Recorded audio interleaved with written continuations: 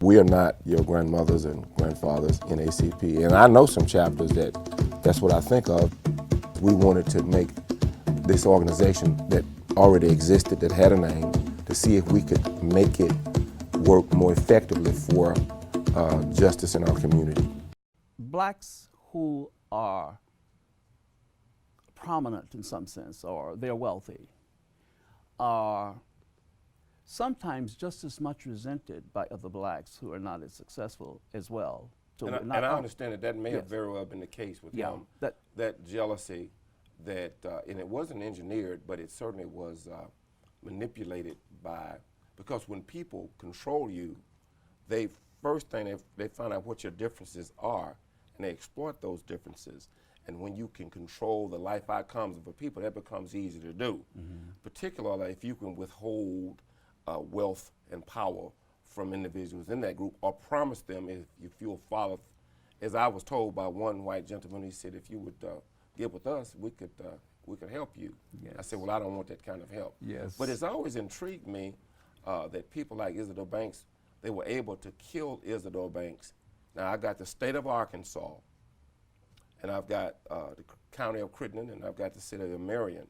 So all of these people and all of these organizations, these cities, are complicit in his murder.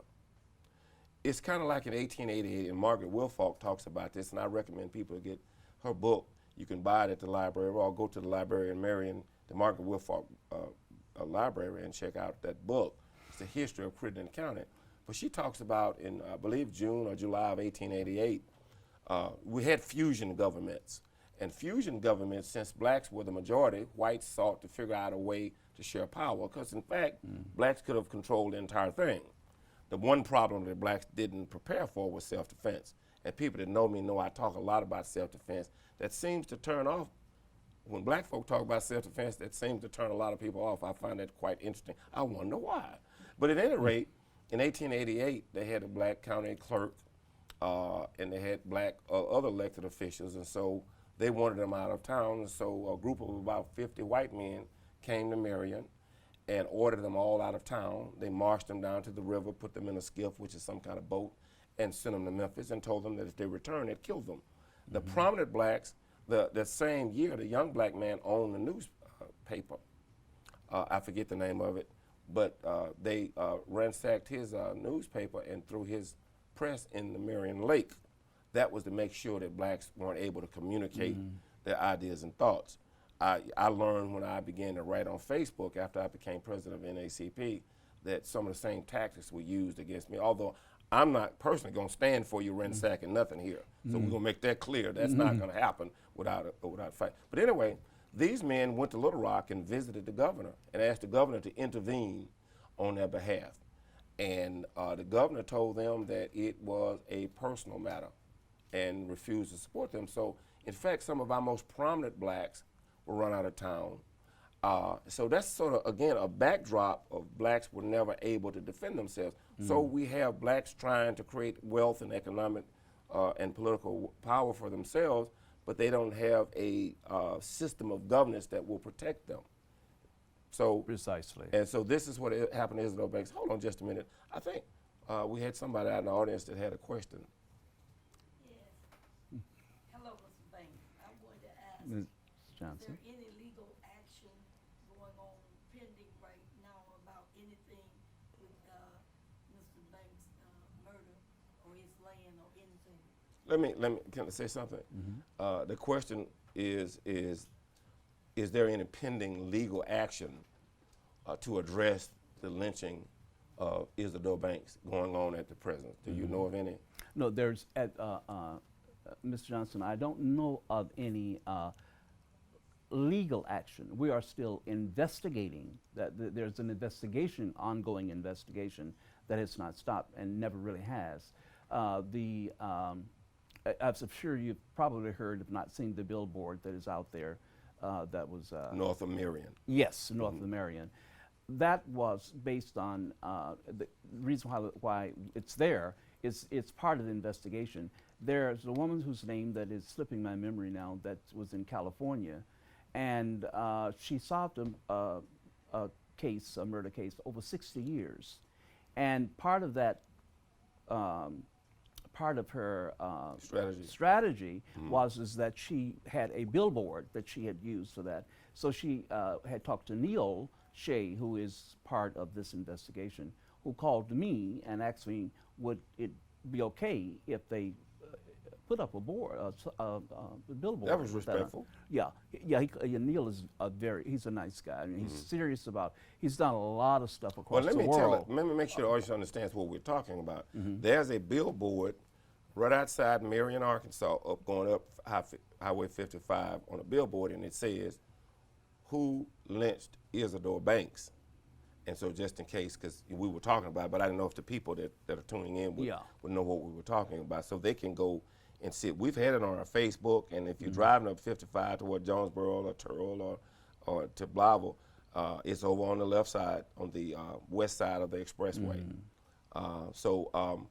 That appears that there's somebody making an effort that says that if you have any knowledge about the murder or lynching of Isadore Banks, call this 1-800 number. It says 1-800 Banks. 1-800 Banks. And so that means that you can come forward. Is that going to be anonymous? If you call that number, they won't repeat who you are? It can be, yeah. Now, I talked to several people because I didn't want to be anonymous, but I've talked to several people the last several years about Isadore Banks. A lot of blacks, some of them are now deceased. You know, that's the problem with that. This thing happened. This thing happened 65 or 66, Yes, right. 65 years ago. So most of the people now are gone. But I talked to several people, and I had one man to just tell me exactly who killed him. And I went, was that easy for you? He said, yeah, everybody knows that. So apparently everybody knew who killed Isadore Banks. Yeah. And I've heard several people talk about it. You know, some said that the county sheriff at the time was in, I think name was Goodwin. I don't know if that's so or not. I've heard that. Then, of course, I think his name was Bud Holland, but it might be Goodwin. I think Bud Holland may have came after him. Okay, and then, and of course, in 1964, they also murdered a little black kid about 16 years old over in Marion, and some say the same sheriff was involved in that killing. And so clearly blacks lived in terror in this area. I visited here in the early 60s, and it was clearly, this area was far more white supremacy dominant than where I came from. This was just an extension of Mississippi. And so it was funny that some people moved from Mississippi after Emmett Till was killed, and they moved up here, and I was going, he jumped out the frying pan into the boiler. But speak to this, what do you think was the impact onto the collective psyche, particularly of black folk in this area, and even whites, after everybody found out that a prominent, wealthy, intelligent black man had been lynched and just covered up like it was nothing?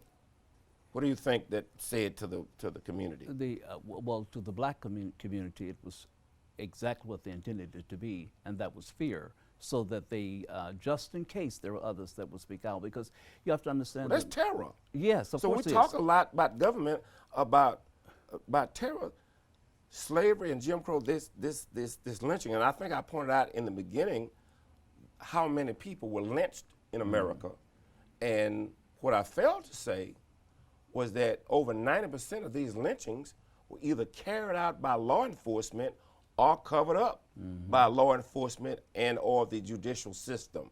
Now you had the county judge and the county prosecutors. All of these, why didn't they investigate it? Yeah. I mean, it's a rhetorical question. I know why they didn't investigate it. Yeah. Now, before he passed away, there was it CNN that came in and did an interview with you?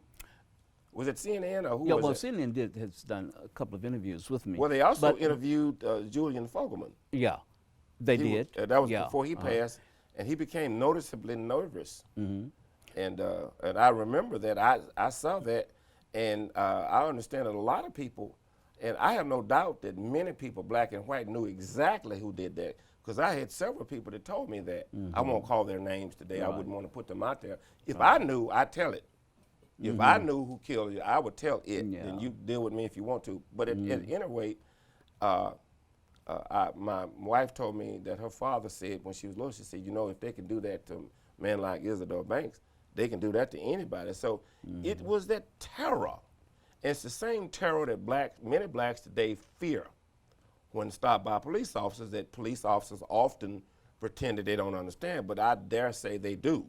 That I'm not saying that all police officers are bad guys, but I am saying that there's a system in place that protects that kind of terroristic behavior, and it would require citizens, it would require weakness on the part of black folk, and it would require city council and mayors all a part of maintaining that system, because all they have to do is tell police officers and our other law enforcement officers that we will not tolerate abuse of your position, and it would stop. So, I'm saying that right here on race, religion, and politics, and somebody's gonna say, "Oh, you hate." Oh, here's another one. You hate law enforcement. Again, that goes the straw man argument. It's an attempt to what's the word? The attempt to escape the truth by finding fault with the truth bringer. But it's okay. And silence you. Well, but It'll be impossible to do for you. Yeah. Well, But no, they- it's but- possible. Listen, none of us is made of iron. Dr. Yeah. King was murdered in Memphis, Tennessee, Yeah. in broad daylight in 1968, and it was clear the mayor, the U.S. government, the police departments, and perhaps some of the blacks were all involved in Yeah. that. That's for sure. And so there's no question about what people will do if they want to shut you up Yeah. to control power. But if we live in fear, fear only Yeah. it encourages that kind of power. See, if you're going, however, to involve yourself in that kind of mandate that I'm going to speak out what I feel, then you must be prepared to die if that happens. In other words, you can't fear death, because it could very well happen. When a black man speaks out in this country, they'll find a way to destroy you if they feel threatened by what you're saying. I mean, we've got people who've died, we had no idea why they died, like people like Tupac and Biggie Small. I mean, the kids, people that were just children under me at the time, you know. But those kids, the messages that they were sending was being heard by young, impressionable minds who said, well, I don't want to live like this. I don't want this kind of oppression. And so I'm going to do something about it. So the Black Panthers and Huey Newton and those people like that, you know, all just wiped out because of that, you know? The U.S. government was Yes. behind those murders. And- I know them. I've yes. investigated the And- murders. I know exactly right. how they did it. So, absolutely. when you look at that, but I think what I'm saying is that when you know that that's what your intent is, you've got to have the nerve to be able to In do fact, it. And you cannot fear death, because it may come at any time. And you have to know that. In this country, they will kill you when you do things like that. So just be prepared for it and keep your eyes open. And you may be able to escape it, you may not be. But whatever, you must be prepared for it, because it could happen. I found out that you were going to die anyway. Yes. But you were talking about Huey Newton and the Panthers. We're going to talk about that in one of our shows. We want to talk about state-sponsored terrorism and how it works. Right. And of course, the war against the Black Panthers in the late 60s and the pumping of inexpensive drugs into urban centers during that period of time. These were all efforts to assassinate the truth bringers and to destabilize the community by introducing drugs and other kinds of filth and vulgarity into those communities. And it backfired on But those communities had to have been somewhat weak to allow that to happen. And that's Yeah. the other part of this equation that has to be discussed. I'll get back to Isadore Banks. Are you angry? Oh, no.